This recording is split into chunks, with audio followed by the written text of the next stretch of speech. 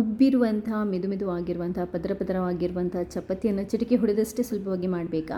ಹಾಗಾದರೆ ಚಪಾತಿ ಲಟ್ಟಿಸುವಾಗ ಈ ಒಂದು ಸಿಂಪಲ್ ಟ್ರಿಕ್ಕನ್ನು ಫಾಲೋ ಮಾಡಿ. ಹಲೋ, ನಮಸ್ಕಾರ ಎಲ್ರಿಗೂ. ಇವತ್ತೊಂದು ಸಿಂಪಲ್ ಆಗಿರುವಂಥ ಟಿಪ್ಸನ್ನು ಹೇಳ್ಕೊಡ್ತಾ ಇದ್ದೇನೆ. ಏನಂತಂದರೆ, ಈ ಮೆದುವಾಗಿರುವಂಥ ಪದರವಾಗಿರುವಂಥ ಚಪಾತಿಯನ್ನು ಮಾಡೋದಕ್ಕೆ ಚಪಾತಿನ ಲಟ್ಟಿಸುವಂಥ ವಿಧಾನ ಇದೆಯಲ್ವ, ಅದು ತುಂಬಾ ಇಂಪಾರ್ಟೆಂಟ್. ಚಪಾತಿಯನ್ನು ಲಟ್ಟಿಸುವ ಸ್ಟೈಲಲ್ಲಿ ಅದೇನು ಅಂತಂದರೆ, ನಾವು ಪದರವಾಗಿರುವಂಥ ಚಪಾತಿಯನ್ನು ತುಂಬಾ ಸುಲಭವಾಗಿ ಮಾಡ್ಬೋದು. ಆ ಟಿಪ್ಸನ್ನು ಇವತ್ತು ಹೇಳ್ಕೊಡ್ತಾ ಇದ್ದೇನೆ. ನೋಡಿ, ತುಂಬಾ ಸಿಂಪಲ್ ಆಗಿರೋ ಟಿಪ್ಸನ್ನು ಹೇಳ್ಕೊಡ್ತಾ ಇದ್ದೇನೆ. ಒಂದೆರಡು ಟಿಪ್ಸನ್ನು ಹೇಳ್ಕೊಡ್ತಾ ಇದ್ದೇನೆ. ವಿಡಿಯೋನ ಪೂರ್ತಿಯಾಗಿ ನೋಡಿ. ಈ ಟಿಪ್ಸನ್ನು ನೀವು ಫಾಲೋ ಮಾಡಿದರೆ ಅಡುಗೆ ಬರೋದವರು ಕೂಡ ಮೆದುವಾಗಿರುವಂಥ ಪದರವಾಗಿರುವಂಥ ಚಪಾತಿಯನ್ನು ತುಂಬಾ ಸುಲಭವಾಗಿ ಮಾಡ್ಬೋದು. ವಿಡಿಯೋನ ಪೂರ್ತಿಯಾಗಿ ನೋಡಿ. ವಿಡಿಯೋ ಇಷ್ಟ ಆದರೆ ಲೈಕ್ ಮಾಡಿ, ಹಾಗೆ ನಿಮ್ಮ ಹತ್ರ ನೋಡೋದಲ್ಲ ಬೇರೆಯವ್ರಿಗೆ ಶೇರ್ ಮಾಡೋದನ್ನು ಕೂಡ ಮರಿಬೇಡಿ. ಥ್ಯಾಂಕ್ಸ್ ಎಲ್ರಿಗೂ. ಪದರವಾಗಿರುವಂಥ ಚಪಾತಿಯನ್ನು ಸುಲಭವಾಗಿ ಮಾಡಬೇಕು ಅಂತಂದರೆ, ಚಪಾತಿ ಲಟ್ಟಿಸುವಾಗ ನಾವು ಹೇಗೆ ಚಪಾತಿಯನ್ನು ಲಟ್ಟಿಸ್ಕೊಳ್ತೀವಿ ಅನ್ನೋದು ತುಂಬ ಮುಖ್ಯ. ನಾನು ಹಿಟ್ಟು ಕಳಿಸುವಂತಹ ಟಿಪ್ಸ್ ಮತ್ತು ಮೆದು ಚಪಾತಿಗೆ ಹಿಟ್ಟನ್ನು ಮಾಡುವಂಥ ಟಿಪ್ಸನ್ನು ತುಂಬ ಹೇಳ್ಕೊಟ್ಟಿದ್ದೇನೆ.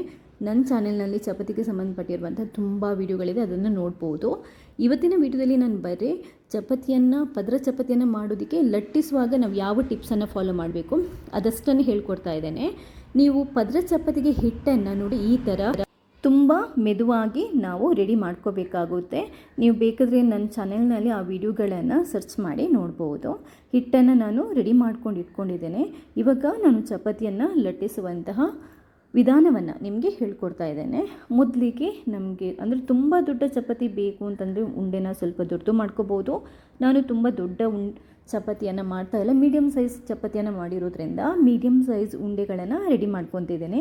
ಈ ಥರ ತುಂಬ ಸಾಫ್ಟಾಗಿ ರೌಂಡಾಗಿ ಚಪಾತಿ ಉಂಡೆಗಳನ್ನು ರೆಡಿ ಮಾಡ್ಕೋಬೇಕು. ಅದಾದ ನಂತರ ಕೈಲೊಂದು ಸ್ವಲ್ಪ ಒತ್ಬಿಟ್ಟು ಒಣ ಹಿಟ್ಟಿಗೆ ನಾವು ಅದನ್ನ ಒಣ ಹಿಟ್ಟನ್ನು ಕೋಟ್ ಮಾಡ್ಕೋಬೇಕು. ಹೀಗೆ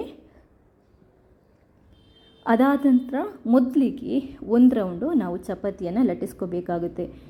ಪದರ ಚಪಾತಿ ಇರ್ಬೋದು, ಮೆದು ಚಪಾತಿ ಇರ್ಬೋದು, ಲಟ್ಟಿಸುವಾಗ ನೀವು ರೋಲರ್ ಮೇಲೆ ತುಂಬ ಪ್ರೆಷರ್ ಅಂದರೆ ಒತ್ತಡನ ಹಾಕೋಬಾರ್ದು. ಲೈಟಾಗಿ ಈ ಥರ ನೀವು ಚಪಾತಿಯನ್ನು ರೋಲ್ ಮಾಡಬೇಕು. ಅದಾದ ನಂತರ ಇವಾಗ ಒಂದು ಸ್ವಲ್ಪ ಕುಕ್ಕಿಂಗ್ ಆಯಿಲನ್ನು ಒಂದು ಬ್ರಷಿಂದ ಅಥವಾ ಸ್ಪೂನಿಂದ ಈ ಥರ ಹರಡ್ಕೊಳ್ಳಿ. ಅದಾದ ನಂತರ ಒಂದು ಸ್ವಲ್ಪ ಒಣ ಹಿಟ್ಟನ್ನು ಕೂಡ ಹಾಕ್ಕೊಳ್ಳಿ. ಒಂದು ರೌಂಡ್ ಈ ಥರ ಫೋಲ್ಡ್ ಮಡಿಸ್ಕೋಬೇಕು. ಅದಾದ ನಂತರ ಅದರ ಮೇಲ್ಗಡೆ ಮತ್ತೆ ಇನ್ನೊಂದು ರೌಂಡು ಕುಕ್ಕಿಂಗ್ ಆಯಿಲನ್ನು ಸ್ವಲ್ಪ ಹಚ್ಕೋಬೋದು. ಕುಕ್ಕಿಂಗ್ ಆಯಿಲ್ ನೀವು ಯೂಸ್ ಮಾಡಲ್ಲ ಅಂತಂದರೆ ತುಪ್ಪ ಬೇಕಾದರೂ ಉಪಯೋಗ ಮಾಡ್ಕೋಬೋದು. ಹಾಗೆ ಮತ್ತೊಂದು ರೌಂಡು ಒಣ ಹಿಟ್ಟನ್ನು ಹಾಕ್ಕೊಳ್ಳಿ, ಇನ್ನೊಂದು ರೌಂಡು ಈ ಥರ ಮಡಿಸ್ಕೊಳ್ಳಿ. ನೋಡಿ, ಇವಾಗ ಕೊನೆಯದಾಗಿ ಮತ್ತೆ ನಾವು ಚಪಾತಿಯನ್ನು ಲಟ್ಟಿಸ್ಕೊಳ್ಳುವಂಥದ್ದು. ನಿಧಾನಕ್ಕೆ ಮತ್ತು ಜಾಸ್ತಿ ಒತ್ತಡನ ಹಾಕ್ಕೊಳ್ಳದೆ, ಪ್ರೆಷರನ್ನು ಹಾಕ್ಕೊಳ್ಳದೆ ರೋಲರ್ ಸಹಾಯದಿಂದ ಚಪಾತಿಯನ್ನು ಈ ಥರ ನೀವು ಲಟ್ಟಿಸ್ಕೋಬೇಕು. ನೀವು ಪದರ ಚಪಾತಿ ಮಾಡುವಾಗ ಟ್ರಯಾಂಗಲ್ ಶೇಪಲ್ಲಿ ಫೋಲ್ಡ್ ಮಾಡಿದರೂ ಕೂಡ ಲಟ್ಟಿಸುವಾಗ ಕರೆಕ್ಟಾಗಿ ಅದನ್ನ ರೊಟೇಟ್ ಮಾಡ್ಕೊಂಡು ಅಂದರೆ ಟರ್ನ್ ಮಾಡಿಕೊಂಡು ಈ ಥರ ರೌಂಡಾಗಿ ಚಪಾತಿಯನ್ನು ರೆಡಿ ಮಾಡ್ಕೋಬೋದು. ಸ್ಕ್ವೇರ್ ಟೈಪ್ ಬೇಕಾದರೂ ಮಾಡ್ಕೋಬೋದು ಅಥವಾ ತ್ರಿಭುಜ ಆಕಾರದಲ್ಲಿ ಬೇಕಾದರೂ ಮಾಡ್ಕೋಬೋದು. ನೋಡಿ, ಇಷ್ಟೇ, ತುಂಬ ಸಿಂಪಲ್ಲಾಗಿ ಲಟ್ಟಿಸುವಂಥ ವಿಧಾನವನ್ನು ಹೇಳ್ಕೊಟ್ಟಿದ್ದೇನೆ. ಮೇನ್ ಟಿಪ್ಸ್ ಏನು ಅಂತಂದರೆ, ತುಂಬ ಪ್ರೆಷರ್ ಹಾಕಬೇಡಿ, ಆಟೋಮೆಟಿಕ್ಕಾಗಿ ಚಪಾತಿ ಉಬ್ಬಿ ಬರುತ್ತೆ, ಪದರ ಚೆನ್ನಾಗಿ ಬರುತ್ತೆ. ಇವಾಗ ಇನ್ನೊಂದು ಟಿಪ್ಸ್, ಪದರ ಚಪಾತಿ ಮಾಡುವಂಥ ಇನ್ನೊಂದು ಟಿಪ್ಸನ್ನು ಹೇಳ್ಕೊಡ್ತಾ ಇದ್ದೇನೆ. ಅದೇನು ಅಂತಂದರೆ, ಒಂದು ರೌಂಡ್ ನಾವು ಉಂಡೆನ ಒಣ ಹಿಟ್ಟು ಹಾಕ್ಕೊಂಡು ಈ ಥರ ನೋಡಿ ಲಟ್ಟಿಸ್ಕೋಬೇಕು. ಅದಾದ ನಂತರ ಮತ್ತೆ ಎಣ್ಣೆನ ಈ ಥರ ಹಚ್ಕೋಬೇಕು, ಅಂದರೆ ಅದಕ್ಕೆ ಹರಡ್ಕೊಂಡು ಮತ್ತೆ ಒಂದು ಸ್ವಲ್ಪ ಒಣ ಹಿಟ್ಟನ್ನು ಈ ಥರ ಹರಡ್ಕೊಂಡು ಒಂದು ಸೈಡಿಂದ ನೋಡಿ ಈ ಥರ ಮಡಚ್ಕೊಂಡು ಬರಬೇಕು, ರೌಂಡಾಗಿ ಫೋಲ್ಡ್ ಮಾಡ್ಕೊಂಡು ಬರಬೇಕು. ಹೀಗೆ ಇದು ಇನ್ನೊಂದು ವಿಧಾನ ಪದರ ಚಪಾತಿಯನ್ನು ಮಾಡುವಂಥದ್ದು. ಇದು ಕೂಡ ಅಷ್ಟೇ ತುಂಬ ಚೆನ್ನಾಗಿ ಪದರವಾಗಿ ಚಪಾತಿ ರೆಡಿ ಆಗುತ್ತೆ.